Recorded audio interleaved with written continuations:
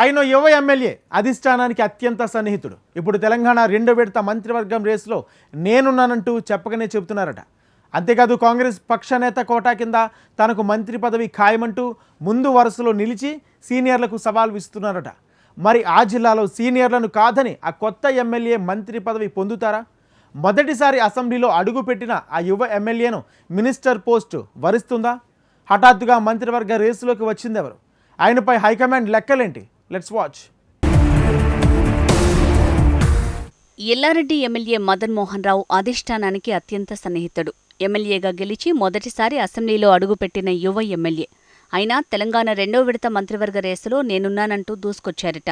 కాంగ్రెస్ పక్ష నేత కోటా కింద తనకు మంత్రి పదవి ఖాయమంటూ ముందు వరుసలో నిలిచారట. ఇందూరు జిల్లాలోని సీనియర్లకు సవాల్ విసురుతున్నారట. తెలంగాణ ఐటీ సెల్ కన్వీనర్గా ఉన్న మదన్ మోహన్ రావు తెలంగాణ అసెంబ్లీ ఎన్నికల్లో పార్టీ కోసం తన ఐటీ సెల్ టీంని వినియోగించారు. పార్లమెంటు ఎన్నికల్లో తన టీంతో ఢిల్లీలో ప్రత్యేక క్యాంపెయిన్ నిర్వహించి రాహుల్కు మదన్ మరింత దగ్గరయ్యారనే టాక్ కూడా ఉంది.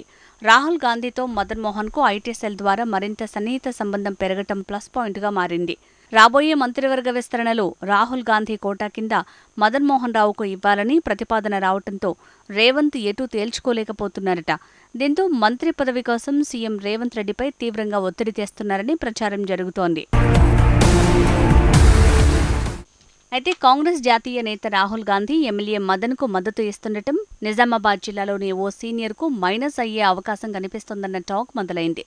నిజామాబాద్ జిల్లా నుంచే సుదర్శన్ రెడ్డి మంత్రి అవుతారని అనుకుంటున్న తరుణంలో ఢిల్లీ పెద్దలు మాత్రం మార్పులు చేస్తూ రేవంత్కు సిఫారసులు చేయటం పార్టీలో ఎటూ తేల్చుకోలేకపోతున్న పరిస్థితి నెలకొందట. అటు కాంగ్రెస్ లోక్సభ పక్ష నేత రాహుల్ గాంధీ ద్వారా, ఇటు ఏఐసీసీ పెద్దల ద్వారా ఇప్పటికే మదన్ మోహన్ రావు రేవంత్పై మంత్రి పదవి కోసం ఒత్తిడి తెస్తున్న కారణంగానే విస్తరణ వాయిదా పడిందనే టాక్ కూడా మరోవైపు వినిపిస్తోంది. ఇప్పటికే వెలమ సామాజిక వర్గానికి చెందిన జూపల్లి కృష్ణారావు రేసులో ఉండగా రెండో వ్యక్తిగా మదన్ మోహన్ పేరు తెరపైకి వచ్చింది. రాహుల్ సిఫారసులను అమలుపరచాలా లేదా అన్నది రేవంత్ మెడపై కత్తిపెట్టిన పరిస్థితి కనిపిస్తోందట.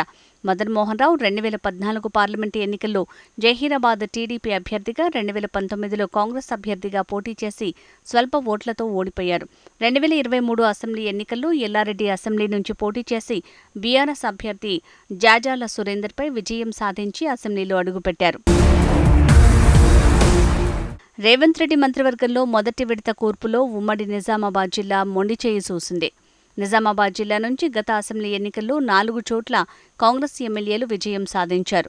బోధన్ నుంచి మాజీ మంత్రి పొద్దుటూరి సుదర్శన్ రెడ్డి, నిజామాబాద్ రూరల్ నుంచి డాక్టర్ భూపత్ రెడ్డి, ఎల్లారెడ్డి నుంచి కె మదన్ మోహన్ రావు, జుక్కల్ నుంచి లక్ష్మీకాంతరావులు విజయం సాధించారు.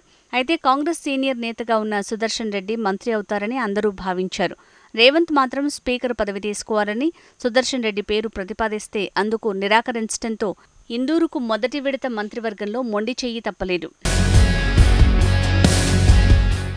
తన మంత్రివర్గంలో సుదర్శన్ రెడ్డిని తీసుకోవాలని రేవంత్ అనుకుంటున్న తరుణంలో కాంగ్రెస్ అధిష్టానం నుంచి మదన్ మోహన్ పేరు ప్రతిపాదించడంతో రేవంత్ ఎటూ తేల్చుకోలేకపోతున్నారని ప్రచారం జరుగుతోంది. ఉమ్మడి నిజామాబాద్ జిల్లా నుంచి మంత్రివర్గ రేసులో సీనియారిటీ కోటా కింద బోధన్ ఎమ్మెల్యే సుదర్శన్ రెడ్డి మొదటిసారి విజయం సాధించిన యువ MLA, Telangana Congress IT cell chairman Yellareddy MLA Madan Mohan రావులు రేసులో నిలిచారు.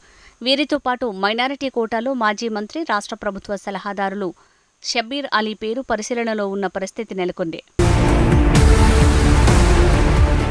మరి మంత్రివర్గ విస్తరణలో కాంగ్రెస్ అధిష్టానం సామాజిక సమీకరణాలను లెక్కలోకి తీసుకుంటుందా, లేక సీనియారిటీకి పెద్దపీట వేస్తోందా, లేక బీఆర్ఎస్ నుంచి కాంగ్రెస్ను నమ్ముకుని వచ్చిన వారికి మంత్రి పదవులు కేటాయిస్తారో తెలియాలంటే కాస్త వెయిట్ చేయాల్సిందే.